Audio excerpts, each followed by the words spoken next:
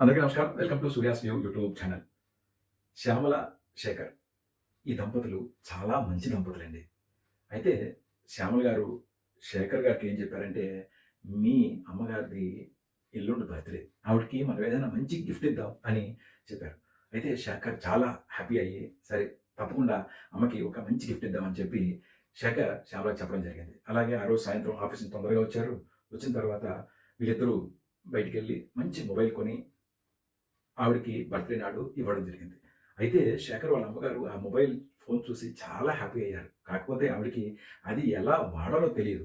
But చాలా happy అయ్యారు. మెల్లగా ఆవిడ నేర్చుకున్నారు. నేర్చుకున్న తర్వాత వాళ్ళ మనవలకి, పిల్లలకి ఆ ఫోన్‌లో మాట్లాడడం అనేది జరుగుతూ ఉంది.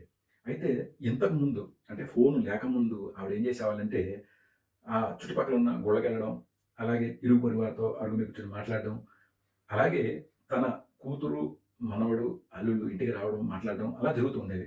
ఇప్పుడు చక్కగా ఫోన్ ఫెసిలిటీ ఉంది. ఫోన్‌లో వీడియో కాల్ చూసుకోవడం, అలాగే పిల్లలు వీడియో కాల్‌లో పలకరించడం, కూతురు పలకరించడం ఇవన్నీ అలా జరుగుతూనే ఉన్నాయి. అయితే వాళ్ళ కూతురు వాళ్ళ అమ్మగారికి ఫోన్ చేసింది. "అమ్మా నువ్వు పెట్టిన పుదీనా పచ్చడి అంటే మా ఆయనకి చాలా ఇష్టం. అది ఎట్లా చేయాలని" ఫోన్ చేసి అడిగింది. అట్లాగే వాళ్ళ అమ్మగారు కూడా ఆ ఫోన్‌లో చెప్పి చాలా హ్యాపీగా ఫీల్ అయ్యారు. ఈ ఫోన్ ఉంటే ఎంత ఫెసిలిటీయా అని. అయితే అలా నెల రోజులు గడిచిన తర్వాత శేఖర్ ఆఫీస్‌కెళ్ళినప్పుడు వాళ్ళ అమ్మగారిని చూస్తే వాళ్ళ అమ్మగారు చాలా దిగాలుగా కూర్చున్నారు. "ఏంటమ్మా దిగాలుగా కూర్చున్నావు? ఏదైనా హెల్త్ బాలేదా?" అంటే, "ఏం లేదు నాన్న నువ్వు ఆఫీస్‌కెళ్ళు" అని చెప్పారు. సరే అతను ఆఫీస్‌కెళ్ళి మళ్ళీ వచ్చాడు. మళ్ళీ నెక్స్ట్ డే మార్నింగ్ కూడా ఆవిడ అలాగే కూర్చుంటే ఇక ఉండబట్టలేక ఆఫీస్‌కెళ్ళడం ఆగిపోయి, "అమ్మ నీ హెల్త్ బాలేదా చెప్పు హాస్పిటల్‌కి తీసుకెళ్తా. ఏమైంది అంత దిగాలుగా ఎందుకున్నావు?" అని అడిగాడు.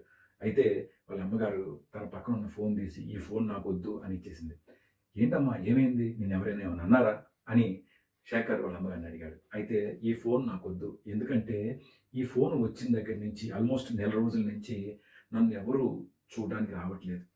మీ చెల్లెలు రావట్లేదు, మనవలు రావట్లేదు, చుట్టుపక్కల వాళ్ళు కూడా నాతో ఎవరు కూడా వచ్చి మాట్లాడట్లేదు.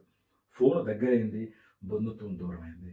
ఇలాంటి ఫోన్ నాకొద్దు. ఈ ఏజ్‌లో నాకు కావాల్సింది ఆత్మీయ ఆలింగనం. నా మనవలొచ్చి నన్ను ఇలా గట్టిగా పట్టుకోవడం, వాళ్ళు నాతో మాట్లాడడం అది కావాలి. ఈ ఫోన్ లేనప్పుడు అట్‌లీస్ట్ 2 రోజులకో, 3 రోజులకో నా కూతురు నా దగ్గరకొచ్చి నాతో మాట్లాడేవాళ్ళు. ఈ ఫోన్ వల్ల ఎవరు నా దగ్గరికి రావట్లేదు. ఈ ఫోన్ నాకొద్దు" అని చెప్పి ఆ పెద్దావిడ ఆ ఫోన్‌ని శేఖర్‌కిచ్చేసింది. ఒక్కసారి ఆలోచించండి. మనం బంధుత్వాన్ని తెంపేసుకుంటున్నాం. బంధుత్వాన్ని చంపేసుకుంటున్నాం.